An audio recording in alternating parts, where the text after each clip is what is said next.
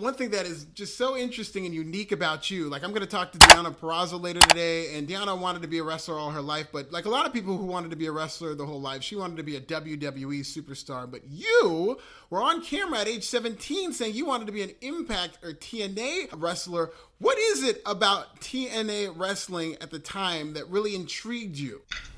It was the diversity. That's what stood out to me the absolute most when it came to TNA as a whole, but definitely when it came to the knockouts. They were just so diverse. Everybody was different. Everybody had their own shtick, their own gimmick. Nobody looked the same. And everybody that had something, they made it their own, and it was very easy to identify each separate character because of how different they were. Not saying that the divas at the time weren't, but the knockouts definitely just were different. They pushed the boundaries early on before it was even taken notice, honestly. And I feel like a lot of the times the knockouts kind of go unappreciated as far as being the glass ceiling breakers, honestly, when it comes to women's wrestling. The knockouts were doing it all before it was even a thing, before the revolution, before the evolution. The knockouts were just different. They stood out to me more than anything. And of course, when the divas started having shorter matches, the knockouts were still pushing the women just as hard, if not harder than ever. So I just love what the knockouts were doing. I love what TNA was doing as far as investing in their women's division, being so popular back then. It was awesome. And amid the sea of characters, who was your number one? Who's your person in the knockouts division that you rode with? I definitely fell in love with the beautiful people first. As far as the women's wrestling factions were, if that's what we're talking about, yes. Beautiful people were definitely the two that stood out to me. But Christy Hemme was also somebody who stood out to me. I know she had come from WWE. She did the Diva Search. I always really liked her personality, even though she did have a long run in WWE. But when she came to TNA, she was with Lance Hoyt and Jimmy Rave with the Rock and Rave Infection. I just thought she was so different, and she looked so cool, and her personality, she was just so fiery. I really was attracted to that. So definitely the beautiful people of Christy Hemme, and of course the iconic Gail Kim, who was just turning heads, knocking heads left and right. Like, Gail Kim is obviously iconic, and she obviously stood out from the beginning. She was the first Knockouts champion, and she literally set the bar for the Knockouts division when it started, and she's been doing it ever since. My favorite part about that video when you were 17, pretty much calling your shot, saying how much you loved Impact Wrestling, was you were talking about TNA pulling up on WWE. You were saying these knockouts need to invade WWE. And now, fast forward, I see you, I see Nevaeh, Taya Valkyrie, your champion, Deonna Purrazzo, Jordynne Grace. This is the most talented knockouts division I think Impact has ever had. So what do you think would happen if Impact Wrestling invaded another promotion? I think the Knockouts division is the hottest division. It's the best division. It's the baddest division. I think we could pull up on any division and out-wrestle them, outrun them, out-character them. I just feel like our division is the best. I feel like as a unit, we are the best. As separate personalities and characters, we are the best. So I feel like if it was ever a thing, if it was company versus company versus company, Impact would win, hands down. Now, you seem to have a fascination with fire, Kiera. I remember when I first saw you, it was live. I was in LA, right here in LA. It was at a taping for WOW Women's Wrestling. And your name was Fire as a character. And you've gone on to incorporate that in your characters. The girl on fire, the hottest flame. What is your fascination with fire and how you incorporate that in your character? Well, I just feel like when I started in wrestling, I was very determined. I was very driven. I say was, like I'm still not. But starting off, wrestling was my savior. It was my passion. It was everything to me. So I was willing to give anything, do anything, sacrifice anything to get and be able to reach my goals. So when it came to coming up with my character, I didn't really have any ideas, but I knew that my passion burned very bright, and I knew that I was very headstrong and driven, and I just, for some reason, manifested my passion into fire. And I just feel like fire burns. Fire is the strongest element.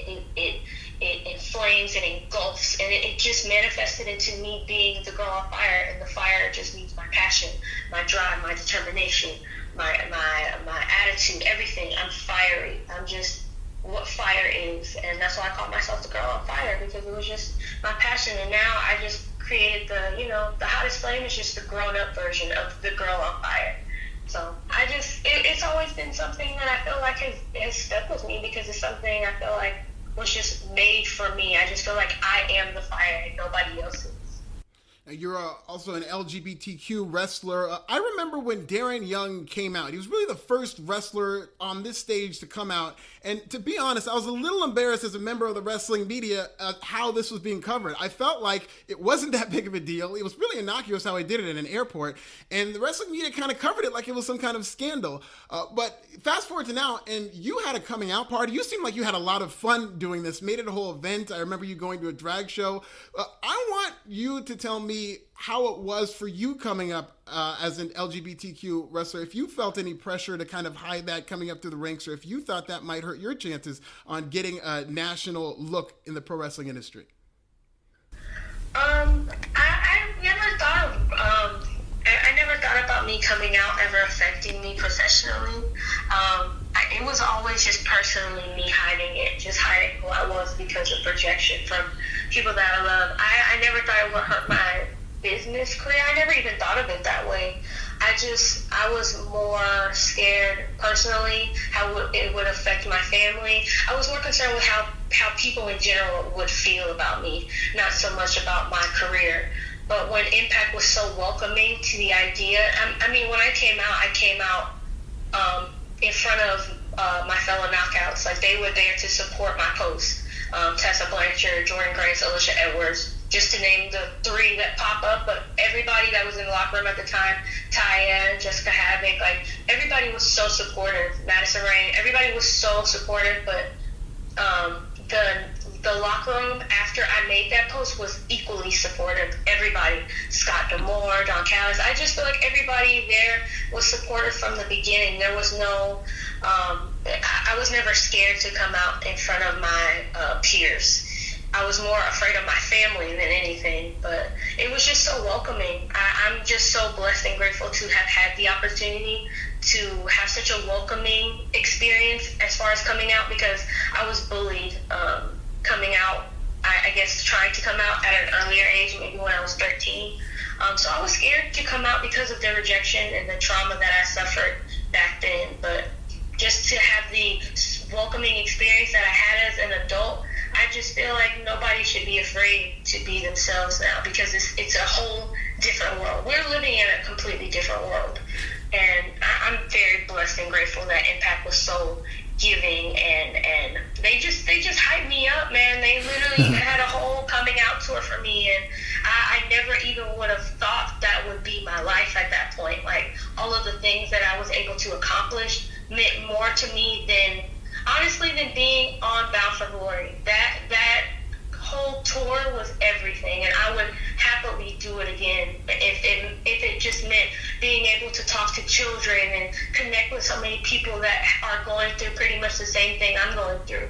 I'm great. I could talk about it forever. I'm just grateful that Impact was very welcoming to, me and my sexuality. And part of that tour last year in Chicago, you attended your first drag show. I know you're a big fan of the genre. And I went to a drag show in college, and my takeaway was, this is pro wrestling without the wrestling. I found so many similarities and parallels. I want you to tell me, when you went to that show, is there anything that you saw that maybe inspired you, or that you thought you could glean for in terms of your character in the way that the drag shows give their presentation? I will just say, I'm so attracted to queens because of how confident they are. They just exude confidence, no matter what they have on, no matter how crazy they're dressed, no matter what song they're singing, no matter what. They're pretty much, like you said, they're wrestlers without wrestling. They're characters. They're their own characters.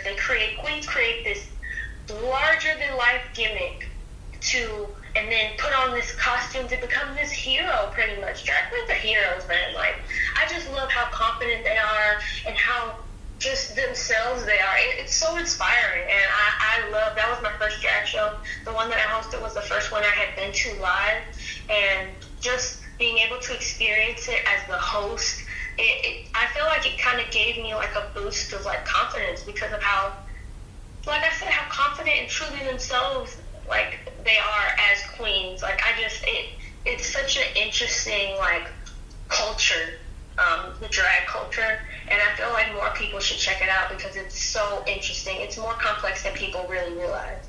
Now, part of your journey coming into Impact Wrestling was going through Booker T's Reality of Wrestling promotion. Talk about your experiences working with Booker T. What did you learn from him, and how was your experience overall?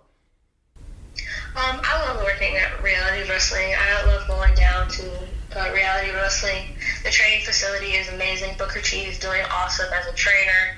He is so hands-on when it comes to training, and he's very in-depth.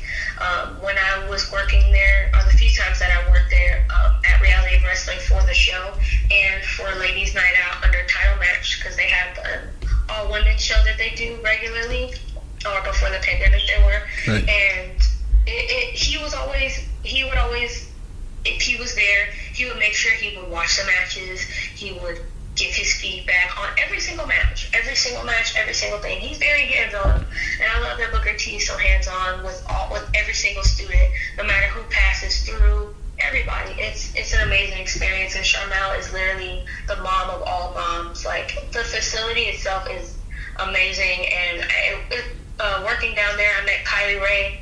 I was one of her very first independent matches, which is crazy to even think of because of where we are now. So I learned so much down there, and I met a familiar face along the way, and I've been so amazed at how far Kylie has come because of where she started. Like, I knew from the moment I wrestled her how much potential she had, but being able to see how far she's come, and man, she's awesome, and Booker T is awesome, and I just loved working down there. I'd like to thank you for the time. I'll leave you with one final question. Your real name is Kiera Hogan. I just have to ask, having that type of name in this business, you have to have some type of crazy story with whether it's a promoter or some type of confusion or anything like that. Do you have any interesting stories in terms of the Hogan connection in your name?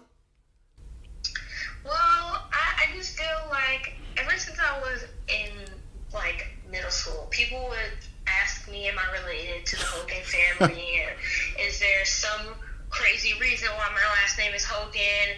And I'm just like, no, that's just my name. Like, it's always been my name. Like, my name is Kiera Hogan. That's my real name. I will say, when I first got into the wrestling business, I did have a few people kind of not be mean, but they would kind of talk bad about why I would pick that name. Like, why would you pick the name Kiera Hogan? Like, honestly, it was a little bit of a big deal when I first started wrestling and started being in the business.